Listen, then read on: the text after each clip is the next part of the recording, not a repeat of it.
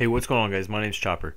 So today we're here to talk about what Advanced Warfare did right. Well, I'm just going to talk about a couple points that I thought Advanced Warfare did really well, because whether you like or hate this game, you got to admit that there were some things that were good about this game. Now, I'm not saying that Advanced Warfare is a perfect game, because it's definitely not. It's definitely not an absolute perfect game. But there's a couple things that it did definitely do right, and I definitely want to talk about those so we can praise them, and hopefully it can be, translated into the next Call of Duty games, because we only want the best out of each COD game to go into the next, you know what I mean? Just stuff like that. So I'm just going to talk about a couple of the points that I really liked about Advanced Warfare. And let me know what you guys think of these. If you have something else, if you think I missed something or you disagree with me on something, please let me know in the comment section down below. The gameplay that you're seeing is me just giving these kids the rip with the Battle Royalty. Now, it starts out a little bit slow, but it definitely picks up in the second half and near the end. I get some Paladin action on this Paladin. I'm running the Rockets, I believe. I think it's only 200 score extra, and it's really effective. Like, it reminds me of the AC-130, like the secondary gun on it. I don't know, I thought it was a lot of fun to use, and it was really, really useful. So anyways, let's jump into this. Now, one thing I really, really liked about Advanced Warfare is its graphics. Now, I know some of you disagree, because I've read some things online. I've seen people say otherwise, but I think Advanced Warfare's graphics look really, really smooth, and the aesthetics, not necessarily the graphics, the aesthetics of the game look really nice also. It does remind me a little bit of Black Ops 2 with the punchy colors, the really bright standout colors. I really like that in a Call of Duty game. Ghost is really lacking that. I think that was more of to fit the style of the game. Ghost is a kind of like war-torn, run-down, post-apocalyptic, I don't know what you call it, but it was just kind of like run-down and dirty and stuff. I don't know. It didn't really float my boat, But Advanced Warfare looks really, really nice, and it looks graphically and aesthetically good, and I think that is a really, really good thing. Black Ops 3 does look similar to this. Honestly, this is me speaking honestly, absolutely honestly. I think that Advanced Warfare's graphics look smoother than Black Ops 3, but I feel like the gameplay will be a little bit better on Black Ops 3. That's all I'm saying. Yeah, like I said, graphics, I think they did really, really well. Another thing I thought Advanced Warfare did really well on is Exo Abilities. Now, this sort of was it was a cool idea for like a third perk slot. Almost like, I know we have 3 perk slots to begin with in the game, but it was sort of a way to it just add another layer of perks. Like, you had your overclock, and like Dead Silence was sort of put into that. I thought that was really cool. I remember when they came out and said that they have a solution for Dead Silence and it not being a perk, and I thought they actually did pretty good on that.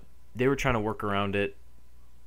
There was a lot of people who were getting frustrated with Dead Silence, and they tried to make everybody happy. I appreciate that. They're really involved in the community. That's another thing I want to say, that Sledgehammer's staff and everyone who works with it in the community is really, really involved. There's some companies who they'll go on Twitter and then check what people complain about and just sort of shrug it off. And they don't really take action on it to fix it. But Sledgehammer's they're really involved, and they really listen to people, and they try to respond pretty much as much as possible, and I think that's a really, really good thing. So another thing that I have is the Killstreaks. Now, this can be a good or bad thing, because not a lot of people like the Killstreaks in this game. And yeah, they weren't Black Ops 2 Killstreaks. They weren't big, massive ones that I don't know. They weren't as overwhelming as Black Ops 2 Killstreaks, but they were definitely a step up from Ghost. Ghost Killstreaks, I don't even remember. Like, I always had like a strict setup, not really strict setup, but I would always have like a go-to Killstreak setup like for whatever game mode. But I honestly don't remember what I ran on Ghost. It was probably like Trinity Rocket, and I don't know. It was just probably something stupid. But yeah, the Killstreaks were pretty good in this game. You had the Paladin, you had the Warbird. Paladin was, of course, the biggest one, and yeah, of course, they weren't Black Ops 2, but they were I thought they were a step up from Ghost, which is, of course, a good thing, right? Another thing, you guys might disagree with me on this, but I thought the exosuits were a good thing. They weren't maybe necessarily executed and put into the game in the absolute best way. I mean, I think the Black Ops 3 movement system works a lot better. I don't know, I'm just saying, because you can, there's not too much verticality in this. I feel like this game, you can go up to 5 stories on that map perplex, and then Black Ops 2, I believe, is still capped at 2, or not Black Ops 2, Black Ops 3 is capped at 2 stories, so you're not going to be super vertical in that game, which is a good thing depending on who you are. But they did try to innovate, and I thought that was a really good thing of them to do, is try to mix it up, because Call of Duty players always want something new every year, And you know, this year they listened. They gave us exosuits so we can double jump and dash and stuff. They let us play around with something new. And regardless of how you felt about that, you can't say that this year they didn't innovate. So I think we should praise the exosuits because it's encouraging them to actually innovate the game besides just a copy and paste. That's the stereotype that people say Call of Duty does. So I thought the exosuits were a good thing. So let me know what you guys thought of the exosuits in this game because I want to hear your opinions on it too. Another thing I thought was good was the maps. This again is give or take depending on who you are. It's hit and miss with some people. I thought the maps were not. Some of them had really good flow and some of them didn't. I really like this map right here, Riot. This and Terrace are probably my favorite non-DLC maps. I really don't like a whole lot Instinct, and I don't really like Solar's okay. I mean, it's not one of my favorites, but overall the maps were good. There wasn't like a standout map that I noticed. You know what I mean? On Black Ops 2, of course, it was Nuketown, then Ghost. I think it was Strike Zone, and there was no really map that everybody voted for in the rotation when it came up in this game. It was sort of whatever you're feeling, you know what I mean?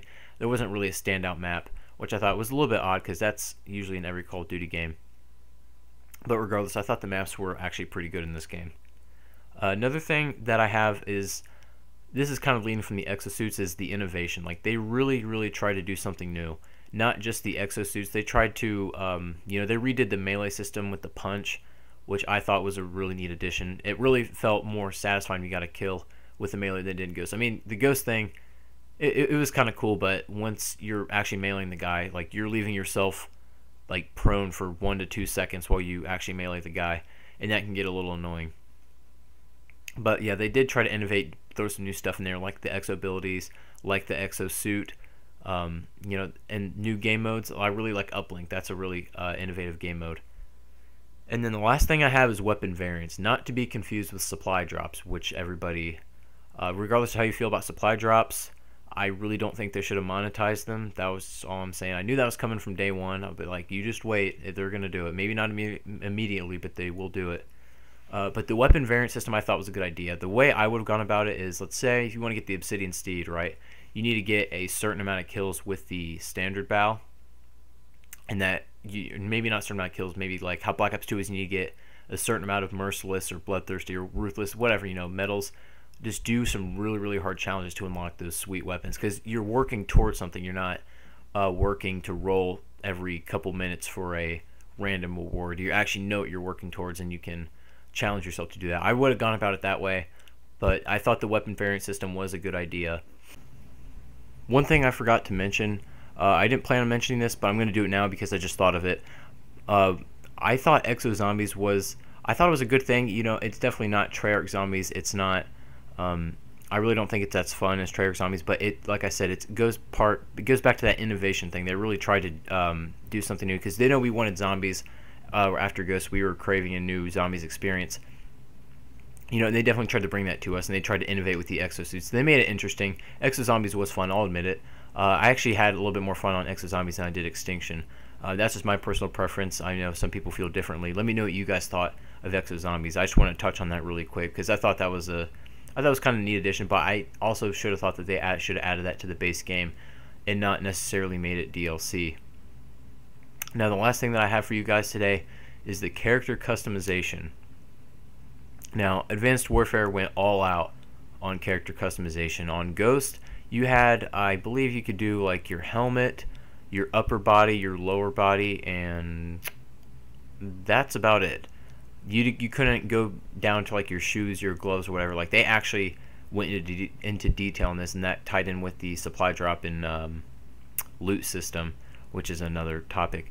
But the customization was really diversified, and you had a lot of options. You could spend a lot of time making your character look sweet, making him look how you want to. I thought that was a good idea. I liked the customization in this game better than Ghost. It did make some player models they did go a little bit overboard, especially with all the crazy things you can get in advanced supply drops. But overall, I thought that the character customization was good. It definitely was a good thing. But in Black Ops 3, I think they're going to do it better with the straight character models that they're going to bring. So that's all I have for you guys today. So let me know what you guys thought that Advanced Warfare did right. If you disagree with one of my points, please let me know down in the comment section below. So again, thank you all for watching, and I'll see you guys on another video.